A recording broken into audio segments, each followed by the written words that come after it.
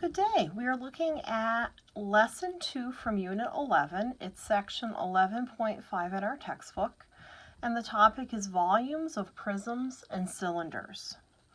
So first off, let's discuss quickly, what is volume? Well, volume is defined as the measure of the amount of space inside a solid figure.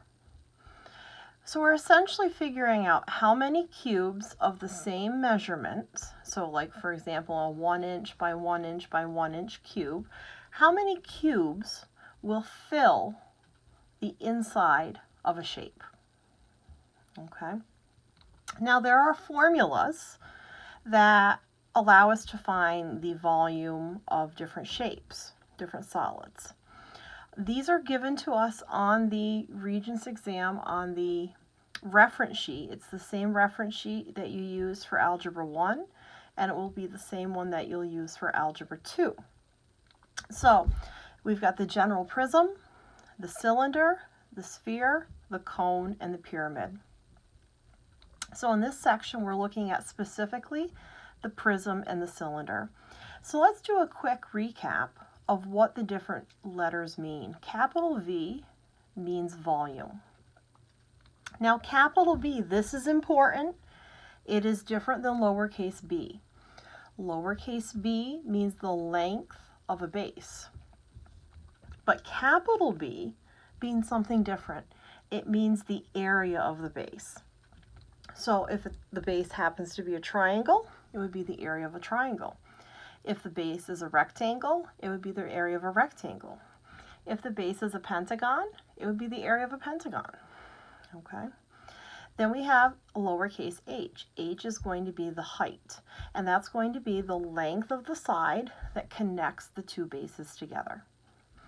In our cylinder formula, you'll see we have capital V, we've got pi r squared h.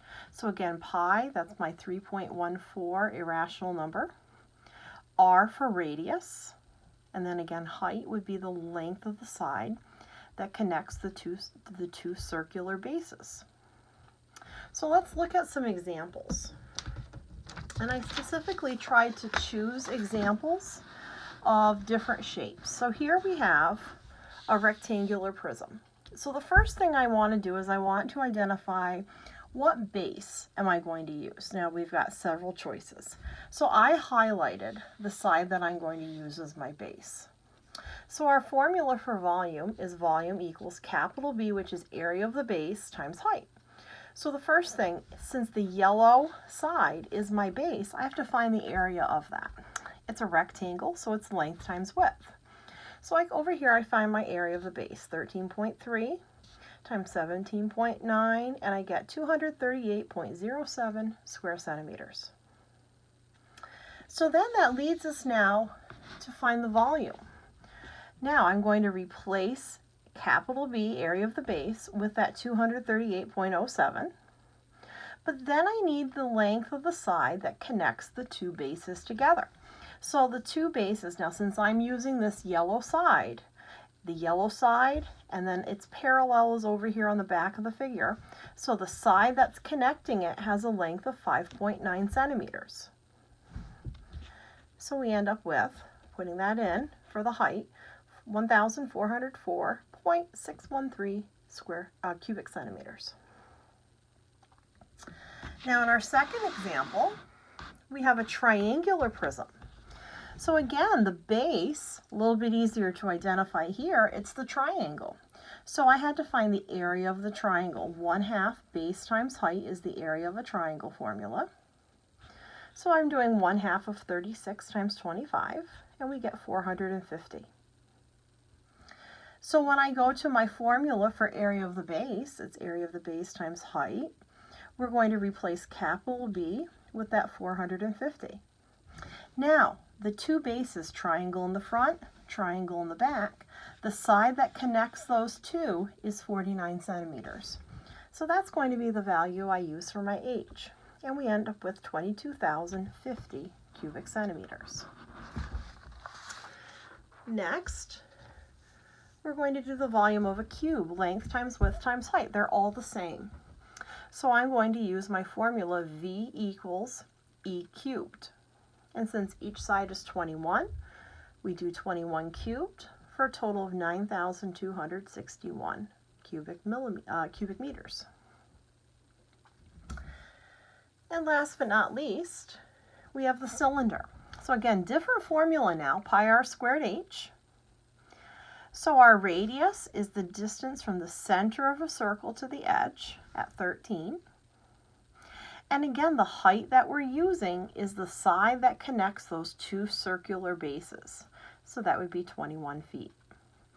Now, it never said anything about rounding an answer, so I'm going to leave my answer in terms of pi. So I literally ignore the pi and type in 169 times 21.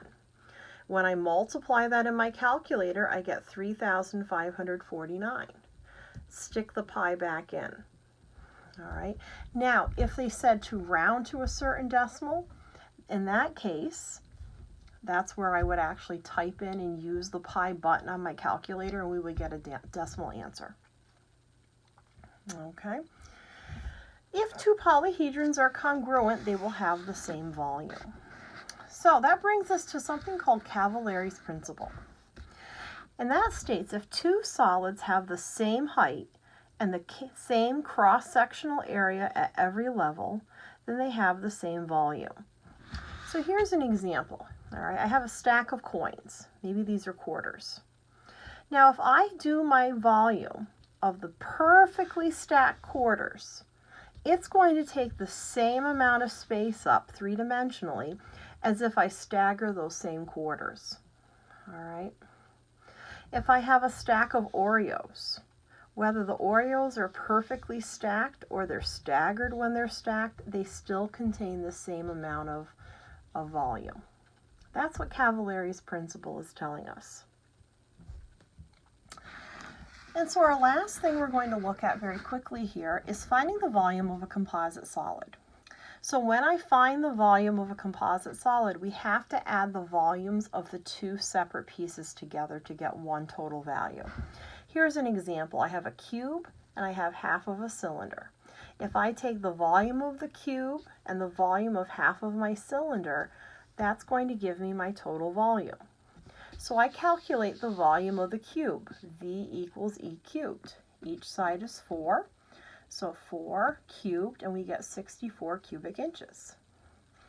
Then I have to find the volume of my cylinder. It's half of a cylinder. So normally we would do pi r squared h, but because it's only half of a cylinder, we've cut it in half, I'm going to take half of that. So I put the 1/2 in. So again, our radius is distance from the center of the circle to the side. That's going to be 2 units. And the length of the side that connects those two half-circle, semicircle bases is 4 units.